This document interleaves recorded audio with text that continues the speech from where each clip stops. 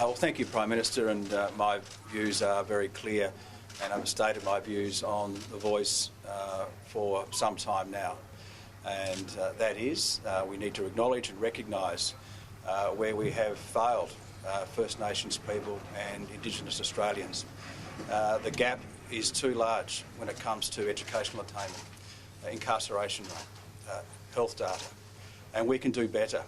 And the reason that I'll be supporting the Yes campaign, and like every other Australian, whether you're a Prime Minister or a Premier, a police person, a farmer, right across, we'll all go to the ballot box, we'll cast our vote as equals across this nation. What I want to see is a nation that moves forward in partnership with First Nations people, really listening and addressing those matters that are so important. At the end of the day, the Uluru Statement of the Heart was born of First Nations people, not political parties. And we need to listen, we need to learn, and we need to take this country forward. Do you think the majority of Tasmanians share your view, particularly in the north and northwest where you're from? Well, as I say, every Tasmanian, irrespective of walk of life or circumstance, will have an equal say at the ballot box. And I'm confident that Tasmanians, when they truly appreciate that we can take this nation forward, we can listen to First Nations people, Tasmanian Aboriginal people, who incidentally were part of the Uluru Statement of the Heart when it was signed a number of years ago, taking this country forward.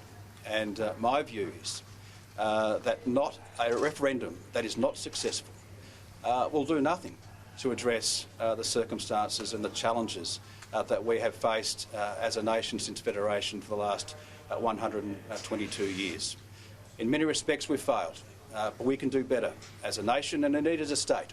And as a state of Tasmania, we're in our own dialogue on a pathway to truth-telling and treaty. So my conviction is very clear on support for the yes vote, but I also respect Tasmanians that have a differing view.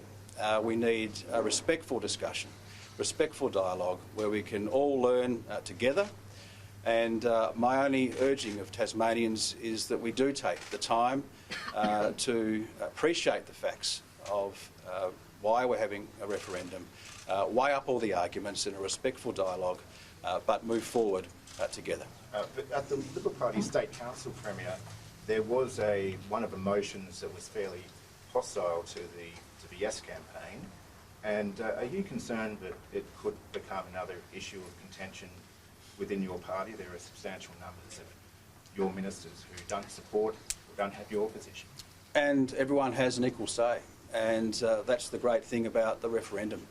Irrespective of your background or circumstance, your belief, political party, will all go to the ballot box on the referendum on October the 14th as equals. And I respect the views of my colleagues that have a different view to me.